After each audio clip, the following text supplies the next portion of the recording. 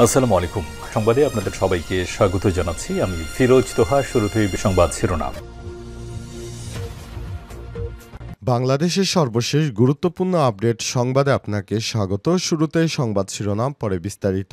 প্রথমে জানাবো চট্টগ্রাম মহানগর এনসিপির ৩২ সদস্যের কমিটি বঞ্চিতদের বিক্ষোভ। জাতীয় নাগরিক পার্টি এনসিপির চট্টগ্রাম মহানগর শাখার ৩২ সদস্য বিশিষ্ট কমিটি ঘোষণা করা হয়েছে।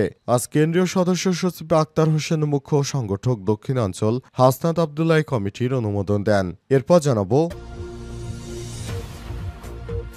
জাতি যেন তেন নির্বাচন কিছুতেই মেনে নেবে না বললেন মোবারক হোসাইন। বাংলাদেশ জামাত ইসলামের কেন্দ্রীয় নির্বাহী পরিষদ সদস্য যশোর কুষ্টিয়া অঞ্চল এর পরিচালক জনাব মোবারক হোসেন বলেছেন, ফ্যাসিবাদের পতনের পর দেশবাসীর প্রত্যাশা অনেক। এমন অবস্থায় জাতি যেন তেন নির্বাচন কিছুতেই মেনে নেবে না। সরকারকে অবশ্যই অবাধ, সুষ্ঠু, গ্রহণযোগ্য নির্বাচনের ব্যবস্থা করতে হবে। এজন্য প্রয়োজন শুধু সংস্কার।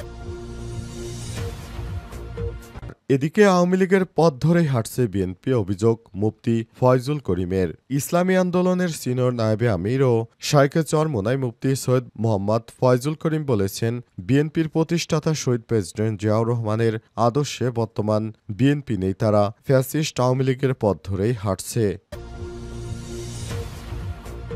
এদিকে নেত্রকোনায় মসজিদের টাকা আত্মসাৎ করা সেই বিএনপি নেতা বহিষ্কার।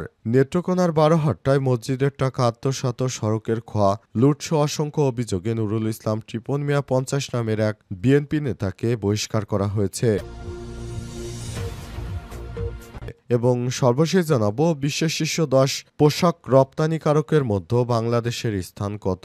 বিশ্বের ৩ পোশাক রপ্তানিকারক দেশ হল চীন, বাংলাদেশ ও ভিয়েতনাম। ভারতও উল্লেখযোগ্য পরিমাণে পোশাক উৎপাদন ও রপ্তানি করে, তবে এসব দেশ এখন নতুন প্রতিদ্বন্দ্বীদের চ্যালেঞ্জের মুখে পড়েছে। আজ ভারতীয় সংবাদ মাধ্যম দ্য ইন্ডিয়ান এক্সপ্রেস প্রকাশিত এক প্রতিবেদনে এই তথ্য জানানো হয়েছে। প্রতিবেদনে উল্লেখ করা হয়েছে, তৈরি পোশাক শিল্প আন্তর্জাতিক বাণিজ্যের একটি বড় অংশ জুড়ে রয়েছে। প্রতি বছর এই খাত থেকে শত শত কোটি ডলার লেনদেন হয়। রপ্তানিকারক দেশগুলো যুক্তরাষ্ট্র, ইউরোপ ও মধ্যপ্রাচ্য সহ বিশ্বের নানা প্রান্তে পোশাক সরবরাহ করে। তবে এখন পর্যন্ত টপ 10 লার্জেস্ট টেক্সটাইল এক্সপোর্ট কান্ট্রিজের মধ্যে বাংলাদেশের অবস্থান দ্বিতীয়, আর প্রথমে রয়েছে চায়না, তৃতীয়তে ভিয়েতনাম, চতুর্থতে তুর্কি, পঞ্চমে রয়েছে ভারত, ৬ নম্বরে রয়েছে ইতালি, ৭ নম্বরে জার্মানি, ৮ নম্বরে যুক্তরাষ্ট্র, ৯ নম্বরে পাকিস্তান এবং ১০ নম্বরে স্পেন।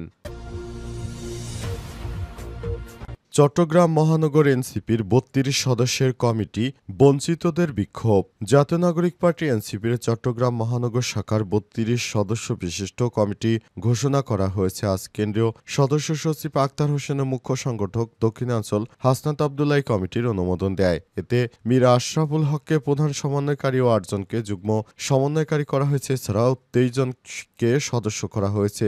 বিষয়টি নিশ্চিত করেছেন কমিটির প্রধান সমন্বয়কারী মীর এরশাদুল হক। কমিটির ৮ জন যুগ্ম সমন্বয়কারী হলেন মোহাম্মদ এরফানুল হক, আরিফ মঈনুদ্দিন, মোহাম্মদ রাফসান জানি, রিয়াজ, মীর মোহাম্মদ সোয়াইব, মোহাম্মদ জসিমউদ্দিন ওপেল, জোবাইর হোসেন, মোহাম্মদ সাইদুর রহমান নিজামউদ্দিন। কমিটির ২৩ জন সদস্য হলেন মোহাম্মদ ফরাদুল আলম সবুজ, মোহাম্মদ বেলাল হোসেন, সাদিয়া আফরিন, শাহেদ ইকবাল চৌধুরী, রকিবুল হাসান, মোহাম্মদ সোহরাব চৌধুরী, মোহাম্মদ রিয়াদুন কাদের, লুৎফুর রহমান রোহান, অ্যাডভোকেট আবির মোহাম্মদ, মেহেদী হাসান জনি, সুব্রত পাল, ইফহামুল হক আশেক, সৈয়দ এহসানুল হক, মোহাম্মদ আসগর আলী আশিক, ডক্টর মাহতাবুদ্দিন আহমেদ, মোহাম্মদ এমদাদুল হক, মোহাম্মদ মিজানুর রহমান নোবেল, হৃদয় দত্ত, মোহাম্মদ আজাদ, আকরাম হোসেন বাপ্পি, মোহাম্মদ ইসমাইল শরীফ, তাহজিব চৌধুরী ও রুহুল আমিন। এদিকে এনসিপির মহানগর কমিটি ঘোষণার পর সামাজিক যোগাযোগ মাধ্যমে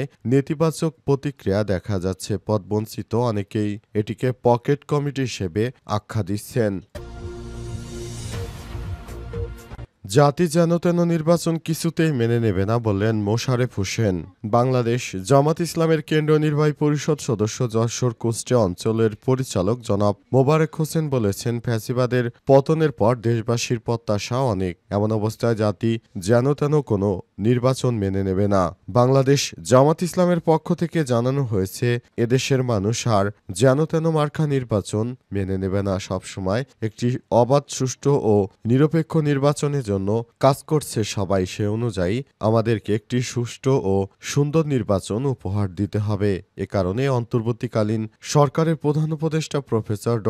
মোহাম্মদ ইউনূসের প্রতি আহ্বান জানানো হয়েছে। পাশাপাশি সবাইকে জানানো হয়েছে যেন একটি ভালো মানের নির্বাচন দেয় অন্তর্বর্তীকালীন সরকার। তা না হলে যদি যেন-তেন মার্কা কোনো নির্বাচন দেওয়া হয় তাহলে সেই নির্বাচন কখনোই মেনে নেওয়া হবে না। এ অবস্থায় যেন-তেন মার্কা নির্বাচন বাংলাদেশের জমিনে হতে দেয়া হবে না বলেও জানান তারা। জামাত ইসলামের পক্ষ থেকে বলা হয়েছে, জামাত দীর্ঘদিন ধরে অন্যায় অবিচার সহ্য করতে করতে এখন একটি পর্যায়ের মধ্যে এসেছে।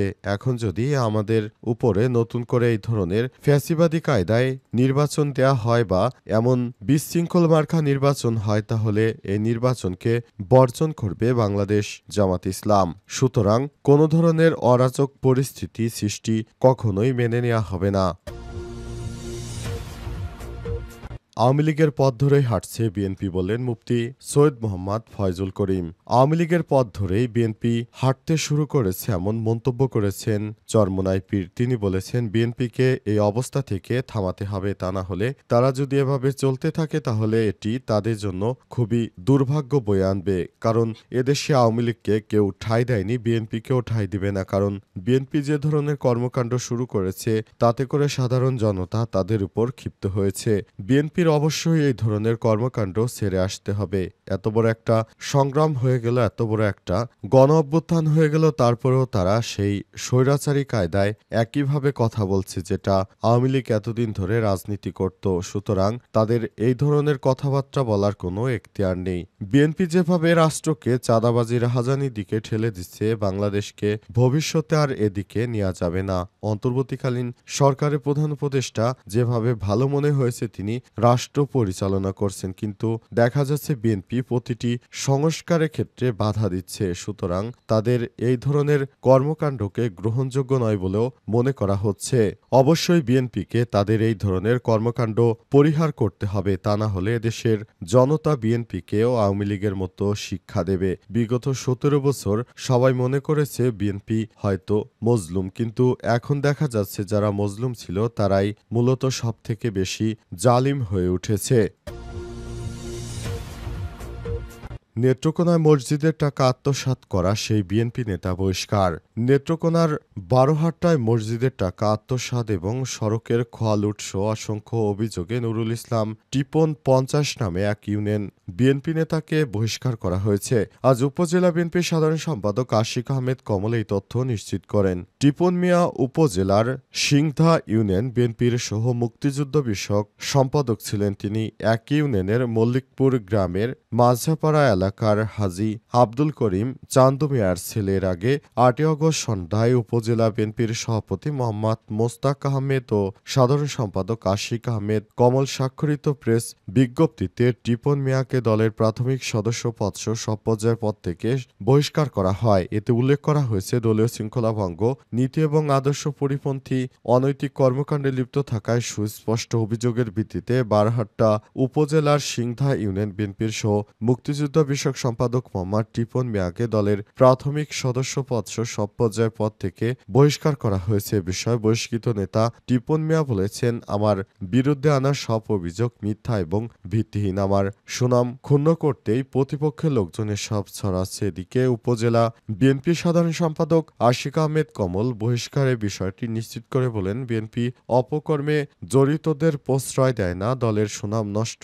এমন কোনো কাজ করলে তারা ছাড় দেয় না বলে মন্তব্য করেছেন তিনি।